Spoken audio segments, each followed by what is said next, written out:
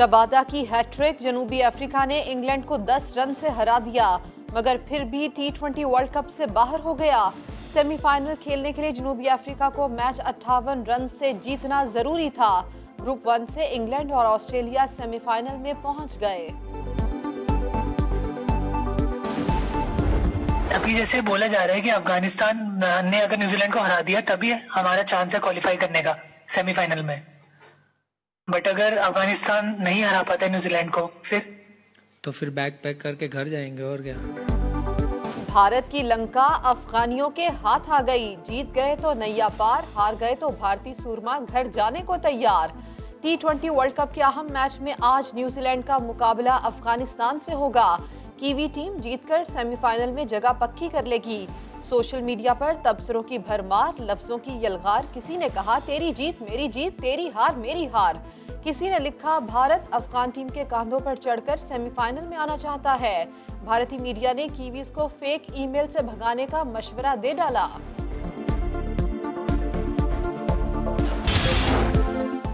T20 world cup की नाकाबिले तस्खीर team Pakistan. आज फिर सजेगा मैदान। ग्रीन शर्ट्स आखिरी राउंड मैच में स्कॉटलैंड से 2-2 हाथ करेंगे। बाबर 11 पहले ही सेमीफाइनल का टिकट कटवा चुकी। पाकिस्तान जीत गया तो सेमीफाइनल में ऑस्ट्रेलिया से मुकाबला होगा। स्कॉटलैंड के साथ पंजा आजमाई से पहले कौमी खिलाड़ियों की स्विमिंग पूल में मौज मस्तियां, वाटर पोलो खेलकर भी खूब मजे किए। वेस्ट इंडीज को T20 वर्ल्ड कप में चौथी शिकस्त। ऑस्ट्रेलिया ने 8 विकेटों से हरा दिया। कैंगरूज ने 158 रन का हदफ 17वें ओवर में हासिल कर लिया। डेविड वार्नर फॉर्म में आ गए, 89 रन स्कोर किए। तमाम सूबों में महंगाई मार्च होगा, फिर इस्लामाबाद की तरफ फैसला कुन मार्च होगा। PTM ने ऐलान कर दिया। एलामिया में कहा गया ये इमरान खान निजात तहरीक है, इन्हें घर भिजवा कर ही खत्म होगी। मरियम नवाज ट्विटर पर सरगर्म, लिखा आधी से ज्यादा आबादी गुर्बत के गड्ढे में दाखिल हो गई। लोगों से पूछें वो नवाज शरीफ का पाकिस्तान चाहते हैं या फिर तुम्हारा। गुर्बत, महंगाई, बेरोजगारी, बदअमनी, दहशतगर्दी और फाका कशी वाला पाकिस्तान। शहबाज शरीफ ने भी सियासी राबते तेज कर दिए। सिराजुल हक और महमूद खान अचकजई से बातचीत की। महंगाई के खिलाफ पार्लियामेंट के अंदर और बाहर भरपूर रद्दअमल पर इत्तेफाक किया। अपोजिशन लीडर ने तीखा ट्वीट भी लिखा महंगाई पर हुकूमत का बस नहीं चल रहा, मगर इस्तीफा देना तो इमरान खान के बस में है। इसी तरह अवाम को रिलीफ दे सकते हैं। आज की अपोजिशन शैतान की मानद है, लोगों के दिलों में वसवसे पैदा कर रही है, लोगों को मायूसी की तरफ धकेलने की कोशिश कर रही है। इस मुल्क को लूटने वाले हजारों मील दूर बैठे हैं, जिंदा मुल्क में नहीं आएंगे। जैसे इनके बड़ों के ताबूत आए, ये भी ताबूत में आएंगे। विफाकी वजीर गुलाम सरवर जोश खिताबत में बहुत दूर निकल गए। अपोजिशन को शैतान कह गए। बोले मुल्क को लूटने वाले हजारों मील दूर बैठे हैं, ताबूत में वापस आएंगे। वजीर आला खैबर पख्तूनख्वा ने मानसहरा में मैदान सजाया, अपोजिशन पर निशाना लगाया। बोले मुआशी तबाही की जिम्मेदार साबिक हुकूमतें हैं। मुराद सईद ने भी लफ्जी शोले बरसाए, कहा इमरान खान से महंगी चीनी की शिकायत करने वालों की अपनी शुगर मिल्स हैं।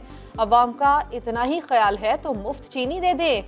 गुर्बत से बिलावल का उतना ही ताल्लुक है जितना अंडों का किलो से और आलू का दर्जन से। मेरे पाकिस्तानियों, वो जरदारी का बेटा गुर्बत की बात करता है। तुम्हारा गरीब के साथ इतना ताल्लुक है जितना किलो का अंडों से और दर्जन का आलू से है। बड़ी मीठी मीठी बात करते हैं चीनी की तरह। पाकिस्तान में शुगर मिल किसके? जरदारी के, शरीफों के। इमरान खान से पूछ रहे हैं कि चीनी क्यों महंगी हो गई? शुगर मिले आपकी है, आवाम को मुफ्त दे दो। रियासत को चलाना PTI और उसके रुफाका जो हैं उनके बस का रोग नहीं रहा। जिस तरफ जा रहे हैं इमरान खान साहब, वो अपनी जमात के लिए, उसके लिए गड़ा खुद ही खोद रहे हैं। इमरान खान साहब अपोजिशन से खुद ही राब्ता करें और अपनी वापसी का रोड मैप बनाएं, रिजाइन करें और नए इलेक्शन की तरफ चले जाएं। धांधली धांधली का शोर करने वालों की अपनी धांधली पकड़ी गई। NA 75 डस्का की तहकीकाती रिपोर्ट पर नून लीग खुश। साद रफीक बोले, रियासत चलाना पीटीआई के बस की बात नहीं।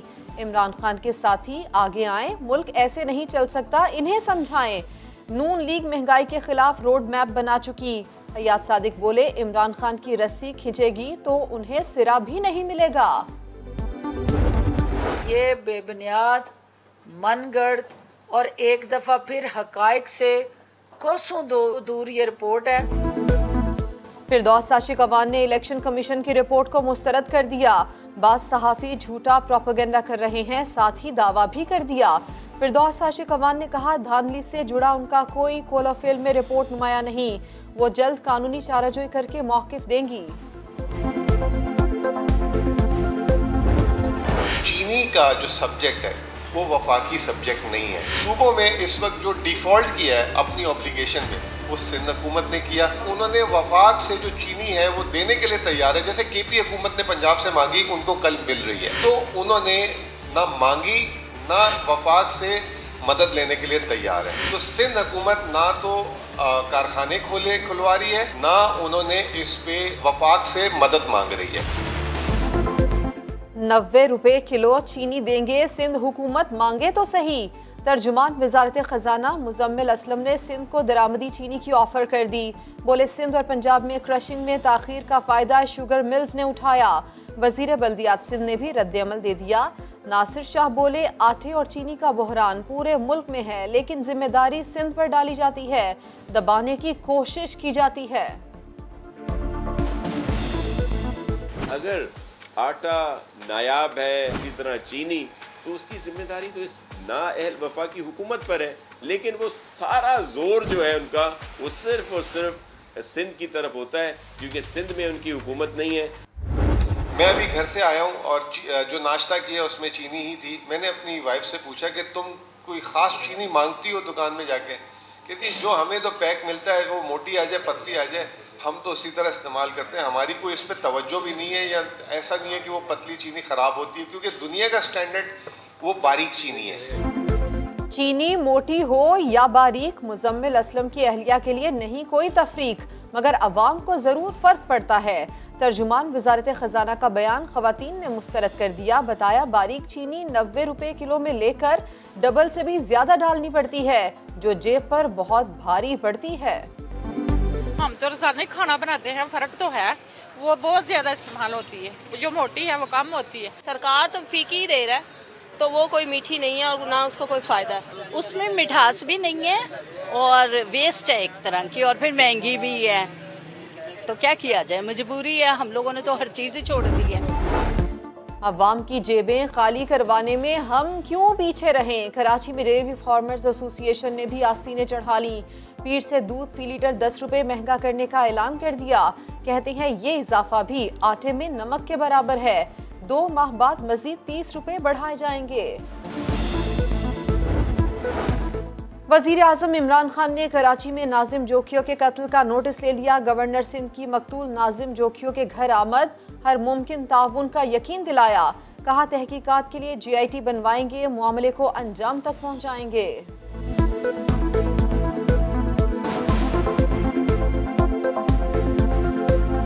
प्रोविंशियल गवर्नमेंट की जो GIT बन रही है उस पर इनको भरोसा नहीं है। मैं वजीर आजम इमरान खान से इंशाल्लाह ये सारी बात वाकई की रखूँगा, उन्हें बताऊँगा भी, और GIT नेशनल लेवल पर इंशाल्लाह हम बनवाएंगे। छोटा मच्छर पंजाब में बड़ा नुकसान करने लगा। लाहौर में डेंगू से मजीद 4 मरीजों का इंतकाल, 436 नए केसेस रिपोर्ट हुए। पंजाब में केसेस 17,000 से ज्यादा हो गए। इस्लामाबाद में 86 और रावलपिंडी में मजीद 65 मरीजों में वायरस की तस्दीक हो गई। खैबर पख्तूनख्वा में भी 1 मरीज की जान गई। 183 नए केसेस सामने आ गए।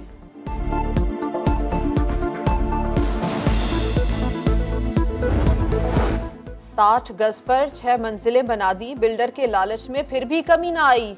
कराची के लियारी में 7वीं मंजिल की तामीर के दौरान इमारत एक तरफ झुक गई। अतराफ के रिहायशी घरों से निकल आए, बड़े हादसे से पहले एक्शन लेने का मुतालबा किया। SPCA ने इमारत गिराने के लिए ऑपरेशन शुरू कर दिया।